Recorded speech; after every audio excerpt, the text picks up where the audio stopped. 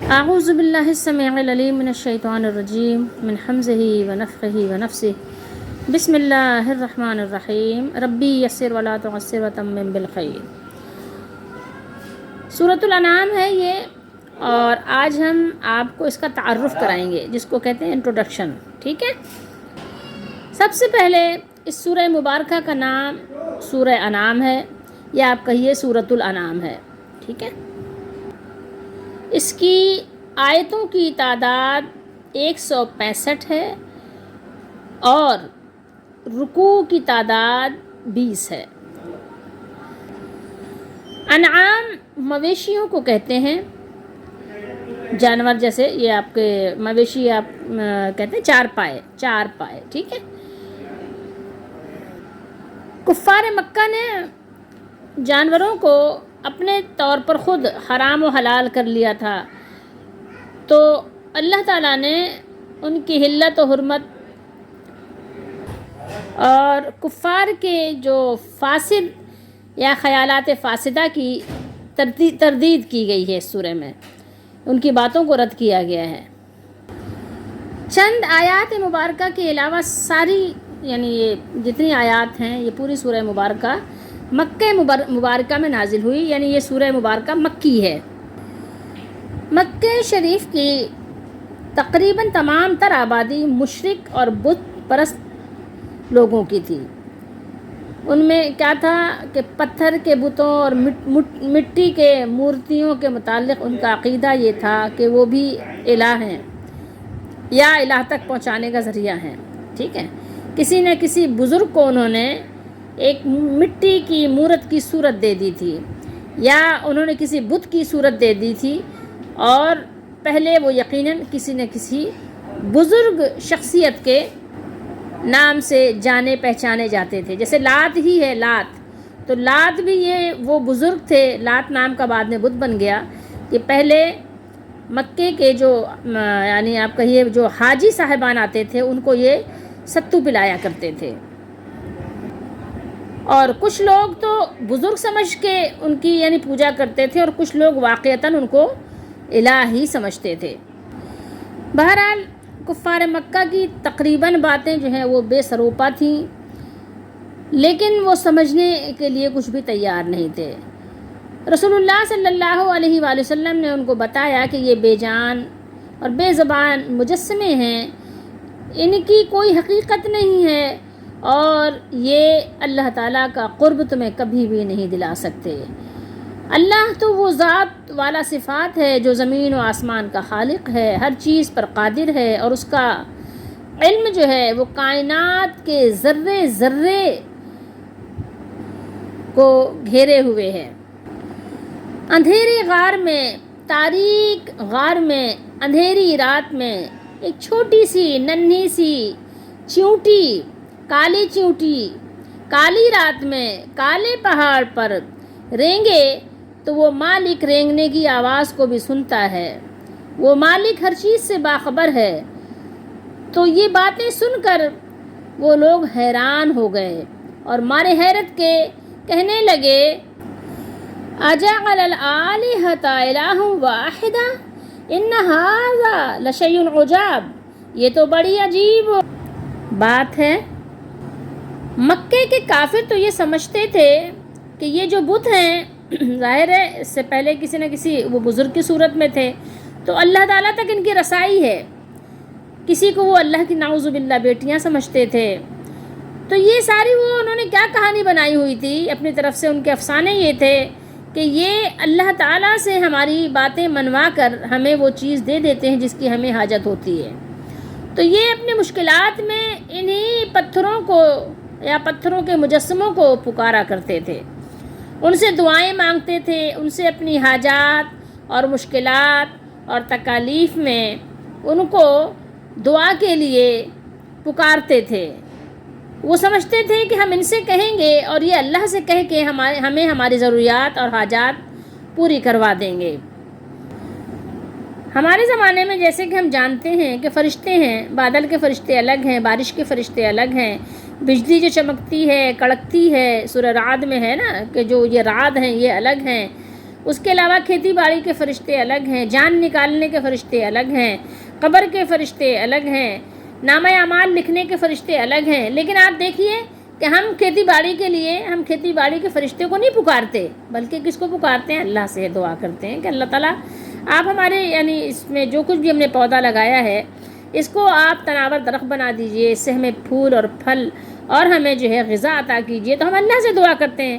ہاں، کوئی بھی یہ دعا نہیں کرتا کہ بادل تم پانی برساؤ، اے بادل ہم آپ سے التجا کرتے ہیں کہ پانی برساؤ. نہیں، کوئی بھی نہیں یہ دعا کرتا، سب اللہ سے دعا کرتے ہیں. کبھی بھی ہم یہ دعا نہیں کرتے کہ ہم کہیں کہ قبر والے آپ بارش برسا دیں، نہیں، یا آپ دعا کریں کہ بارش برسا دیں، نہیں. اگر کوئی یہ کرے یا کرتا ہے تو لازمی بات ہے کہ مکے کے کافروں کی طرح ہی ہے. کفار مکہ وہ یہی کچھ کرتے تھے کہ اپنی ضروریات اور اپنی حاجات کے لیے ان کے سامنے، بتوں کے سامنے اپنے سوالات کرتے تھے، دعا مانگتے تھے. اور جیسے بارش نہ ہو تو بارش برسانے کے لیے، صحت کے لیے، دشمنوں پر غالب آنے کے لیے، وہ سب کچھ یہ کرتے تھے کہ وہ ان کے جو بت ہیں ان سے دعا کریں گے تو وہ اللہ تعالیٰ سے ان کی دعا کو قبول کروا دیں گے. لیکن اللہ تعالیٰ نے اس سورہ مبارکہ میں ان کے تمام یہ مشرکانہ عقیدے کو رد کر دیا ہے. انہیں بتایا گیا ہے کہ یہ پتھر کے جو بت ہیں، جو شکل و صورت میں کسی سنگ تراش کے مرہون منت ہیں، وہ اس بات کا کوئی اختیار نہیں رکھتے کہ وہ اللہ تعالیٰ سے کوئی بات منوا سکیں. اللہ نے ان کو کوئی ایسی اتھارٹی نہیں دی ہے کہ وہ اللہ کے دربار تک تمہارے کام بنوا سکیں. اللہ تو وہ بادشاہ ہے کہ وہ فرماتا ہے کن ہو جا، تو پھر یہ عالم رنگ و بو اپنی تمام دلاویزیوں اور عظمتوں کے ساتھ موجود ہو گیا اور موجود ہو جاتا ہے. جس کا علم اتنا ہماگیر ہے کہ ظاہر و باطن سب اس پر آیا ہے، جس کے اختیارات غیر محدود ہیں، وہ جو چاہے جتنا چاہے جسے چاہے عطا فرما دے، کوئی اعتراض نہیں کر سکتا، اور جو چاہے جس وقت چاہے جس سے چاہے چھین لے، کوئی دم نہیں مار سکتا، کوئی اعتراض نہیں کر سکتا. ساری کائنات نوری ہو یا ناری، آبی ہو یا خاکی، سب کے سب بلا استثناء اپنے وجود، اپنی بقا، اپنی نشو و نما، اپنے تمام جتنی بھی یعنی حیات جاوداں ہماری زندگی کے لیے جو کچھ بھی ہمیں چاہیے ہر لمحہ اس کی نظر رحمت کے ہم محتاج ہیں، اور اسے کسی کی حاجت نہیں. مالک جو ہے ہمارا مولا، اس کو کسی کی حاجت نہیں، وہ ہر ایک سے بے نیاز، بے پرواہ ہے.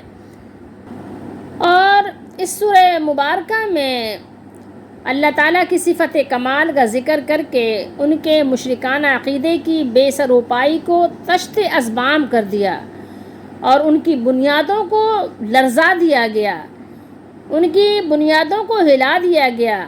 ہاں، یہ بات ضرور ہے کہ وہ لوگ ضدی تھے، ضد کی وجہ سے اور نبی کریم صلی اللہ علیہ وآلہ وسلم کی بلا وجہ حسد کی وجہ سے، دشمنی کی وجہ سے ان کے جذبات اس عمارت کو کچھ وقت تک سہارا دیتے رہے، ورنہ وہ ان کی جو عمارت تھی اسلام نے اور ہادی اسلام نے ان کی عمارت کو پیوند خاک کر دیا تھا، زمیں بوس کر دیا تھا.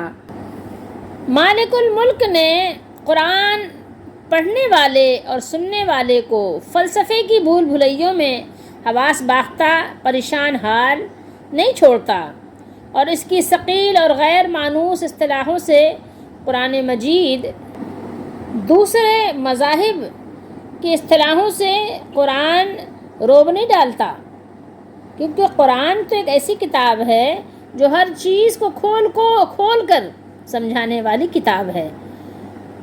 تو یہ سورہ مبارکہ بھی بہت اہم ہے. قرآن مجید نے اس کائنات جو ہم جس میں رہتے ہیں، کائنات ارضی و سماوی، اور جس دنیا میں ہم رہتے ہیں، اس کھلی ہوئی کتاب میں غور و فکر کی دعوت دیتا ہے. کیا دعوت ہے؟ دیکھیے، سورج چمکتا ہے، سورج دیکھا ہے آپ نے؟ یہ چاند کس کی کبریائی کے شاہکار ہیں؟ کس نے بنایا ہے سورج اور چاند کو؟ کسی نے آج تک دعویٰ کیا؟ دعویٰ کرنے والے کون ہیں؟ اللہ ہے، جو قرآن میں بار بار آپ کو اس مشاہدے کی دعوت دیتا ہے کہ یہ سورج اور چاند اللہ تعالیٰ کی کبریائی کے شاہکار ہیں، زمین کی سطح پر لہلہاتے ہوئے شاداب کھیت، رنگا رنگ پھول، قسم قسم کے پھل کس کی قدرت کی شہادت دے رہے ہیں؟ یہ گھنگور گھٹائیں اور ان سے ٹپکنے والے حیات بخش قطرے کس کی رحمت کا مظہر ہیں؟ صرف اللہ وحدہ لا شریک کے۔ کون انکار کر سکتا ہے ان حقائق کا؟ یہی وہ نور تاباں تھا جس کی تجلیوں کے سامنے کفر و شرک کی ظلمتوں کو کہیں پناہ نہیں ملی۔ مگر آج بھی آپ نے دیکھا ہوگا کہ ظالم کو جب جواب نہیں ملتا تو وہ کہتا ہے جلا دو، ہٹا دو راستے سے، مار دو، نکال دو۔ وہ کیا کرتا ہے؟ وہ اپنے جوتوں کے نیچے آپ کی آواز کو دبا دینا چاہتا ہے۔ کیوں؟ اس لیے کہ وہ حق بات سننا نہیں چاہتا۔ یہی حال کفار مکہ کا بھی تھا۔ کفار مکہ کی جو دشمنی تھی، اسلام سے ہو، قرآن سے ہو یا صاحب قرآن صلی اللہ تعالیٰ علیہ وآلہ وسلم سے ہو، مشرکین کی مخالفت کسی سنجیدگی اور متانت پر مبنی نہیں تھی، اور نہ قرآنی دلائل کے جواب میں ان کے پاس کوئی ایسی قوی ٹھوس دلیل تھی جس سے وہ اپنے باطل عقیدوں کو، عقائد کی حفاظت کر سکتے۔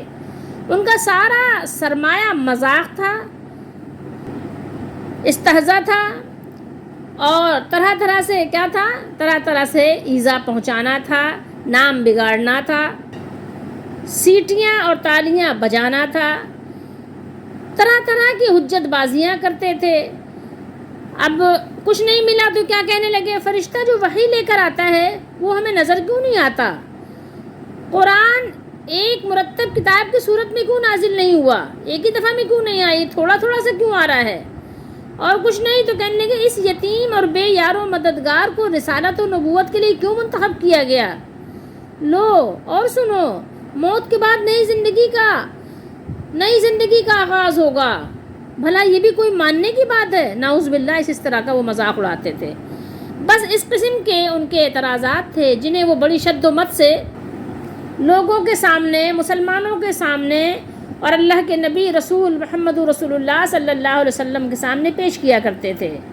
اس سورہ مبارکہ میں ان کی سب باتوں کو رد کیا گیا ہے، بیکار ثابت کیا گیا ہے، ڈی ایکٹیو کیا گیا ہے۔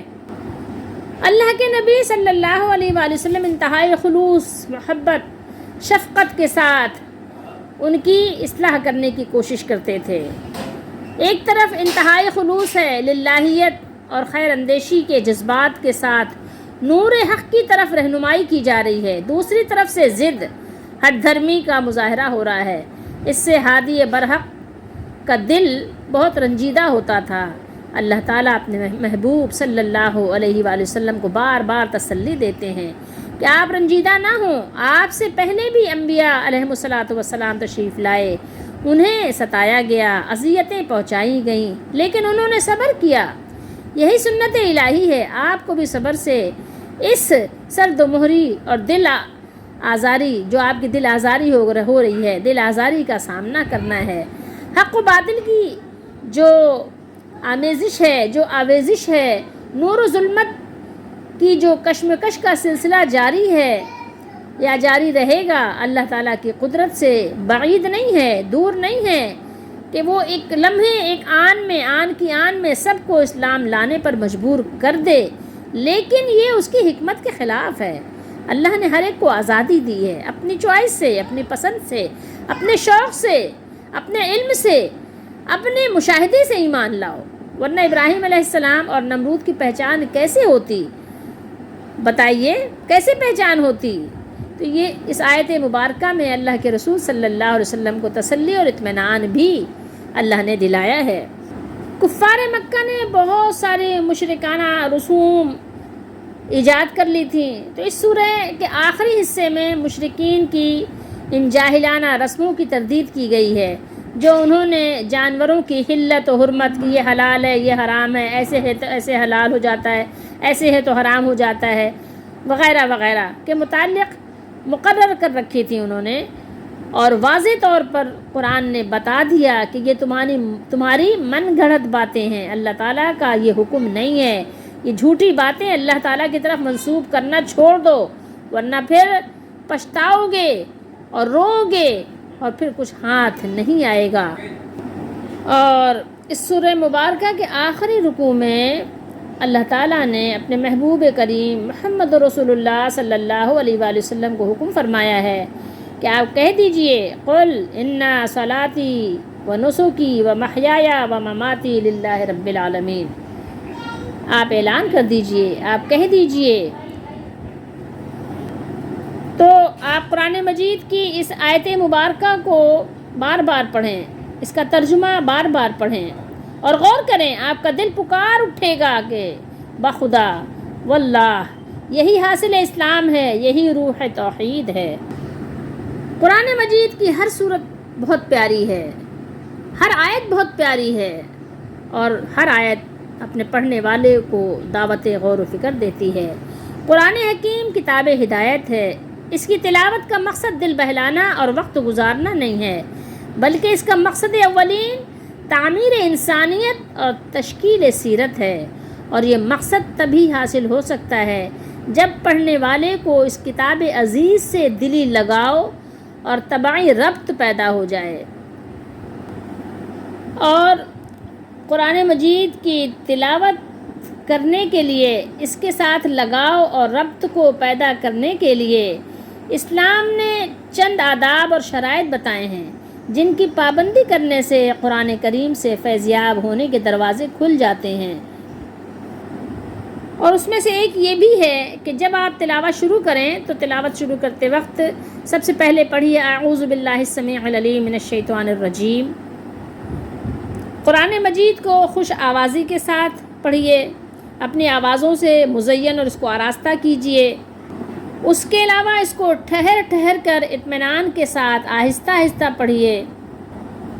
جب آپ آہستہ آہستہ پڑھیں گے تو جبھی آپ کو پھر موقع ملے گا کہ آیات میں غور کریں، غور و فکر کرنے کی آپ کو کیا ہوگا، صلاحیت حاصل ہوگی، وقت ملے گا۔ لیکن جلدی آپ روانی کے ساتھ پڑھتے چلے جائیں گے کہ ہم نے 1 ختم کر لیا، 2 ختم کر لیا، 3، تو پھر آپ کو یہ موقع حاصل نہیں ہو سکتا۔ قرآن مجید کی آیات کو جب تلاوت کیجئے، جب عذاب الہی کی آیات ہو تو رونے کی کوشش کیجئے، کیونکہ رونا آپ کو پتہ ہے کہ جو آپ کا اور ہمارا مولا ہے وہ اس سے قریب کر دیتا ہے۔ رونا، ہمارا گریہ و زاری کرنا، جیسے ایک بچہ جب روتا ہے تو ماں کیا ہوتی ہے، تڑپ جاتی ہے، بے چین ہو جاتی ہے، جلدی سے بچے کو اپنے سینے سے لگا لیتی ہے۔ اسی طریقے سے مومن و مومنات گریہ و زاری کے ذریعے سے اللہ کی رحمت الہی کو اپنی طرف متوجہ کر سکتے ہیں۔ جو آیت پڑھیے اس کا حق ادا کیجیے، یعنی اگر آپ نے آیت تسبیح و تکبیر پڑھی ہے تو خود بھی سبحان اللہ اور اللہ اکبر کہیے۔ اگر دعا و استغفار کی آیت تلاوت کی ہے تو اپنے لیے بھی دعا مانگیے، اپنے پیاروں کے لیے بھی دعا مانگیے اور مغفرت طلب کیجیے۔ اگر کسی آیت میں انعامات الہیہ کا ذکر ہے تو ان کے لیے آپ بھی دستے سوال دراز کیجیے کہ اللہ تعالی ہمیں بھی اپنے ان انعامات والوں بندوں میں قبول کر لیجیے اور ہم پر بھی دنیا اور آخرت میں اپنے انعامات کو جاری فرما دیجیے۔ اگر کہیں عذاب و مصیبت کا تذکرہ آئے تو اپنے لیے پناہ مانگیے۔ اگر آیت سجدہ پڑھیے یا سنیے تو سجدہ کیجیے۔ مسلمانوں، قرآن آپ کو دعوت دے رہا ہے، قرآن کی طرف آؤ۔ کسی بھی قوم، کسی بھی معاشرے یا فرد کی کامیابی اور ناکامی کا دار و مدار اس کے عقائد و نظریات پر ہوتا ہے۔ آ جاؤ، قرآن ہمارے عقائد کو درست کرتا ہے۔ رسول اللہ صلی اللہ تعالیٰ علیہ وآلہ وسلم کی 13 سالہ مکی زندگی میں لوگوں کے عقائد و نظریات ہی پر زور دیا۔ آپ اگر غور کریں تو لوگوں کے اصول کو درست کیا گیا۔ اور اصول کیا ہیں، پرنسپل کیا ہیں؟ اصل میں عقائد و افکار میں بنیادی چیز کیا ہے؟ توحید باری تعالی ہے۔ توحید، پورا قرآن توحید سے بھرا ہوا ہے، اور اس میں یہ سورہ مبارکہ بھی ایک اہم کردار ادا کرتی ہے۔